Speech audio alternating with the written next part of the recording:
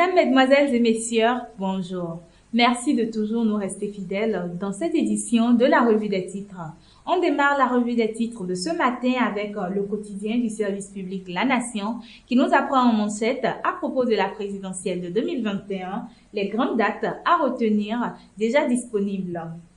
À propos de la tournée présidentielle dans les communes, le périple présidentiel se poursuit. Puis un rapport au microcrédit à la FIA, les conditions expliquées aux femmes de Cotonou. Le Grand Quotidien nous parle de l'établissement des actes d'identification biométrique sécurisés au Bénin. ANIP révolutionna l'état civil au pays de Patrice Talon. Puis un rapport à la politique, suspension au sein des FCBE, Dr Clément Kouchadé, victime de sa fidélité à son contrat social vis-à-vis du peuple. Puis un rapport à la présidentielle de 2021, une fois encore, le calendrier électoral déjà disponible. Le Soleil Levant nous parle de la reddition de comptes du chef de l'État et nous informe que Patrice Talon sera à Sohava jeudi prochain.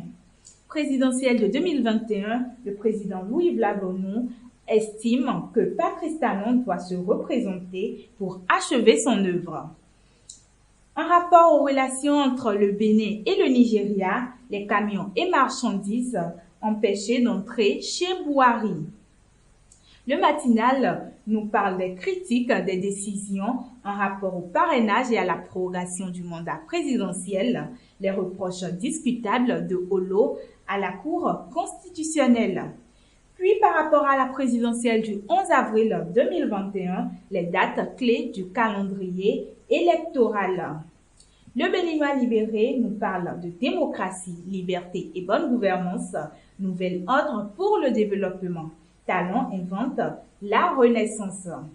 Présidentielle de 2021, une fois encore, le calendrier électoral déjà disponible dans le quotidien Le Béninois libéré.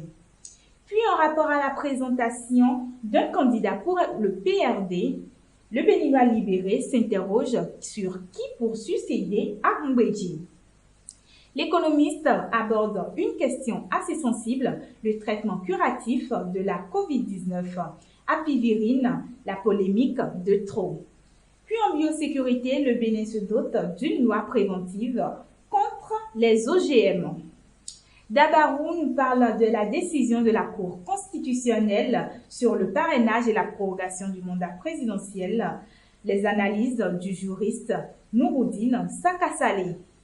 Sur le secteur éducatif à présent, éducation à Parakou, l'honorable Badamassi s'imprègne des difficultés de l'EPP Thibonat. Puis en rapport à la présidentielle de 2021, la Cour constitutionnelle rejette la demande de vote par correspondance. On finit avec le quotidien La Guérite, avec la présidentielle de 2021. Voici Amoussa invite Patrice Talon à se représenter pour un second mandat. Merci de nous avoir suivis. On se retrouve demain dans un prochain numéro. Mais en attendant, n'oubliez pas de vous abonner et d'activer la cloche de notification pour ne manquer aucune de nos prochaines publications. Aimez, partagez et commentez cette publication si elle a été de votre goût. Merci et agréable journée à tous.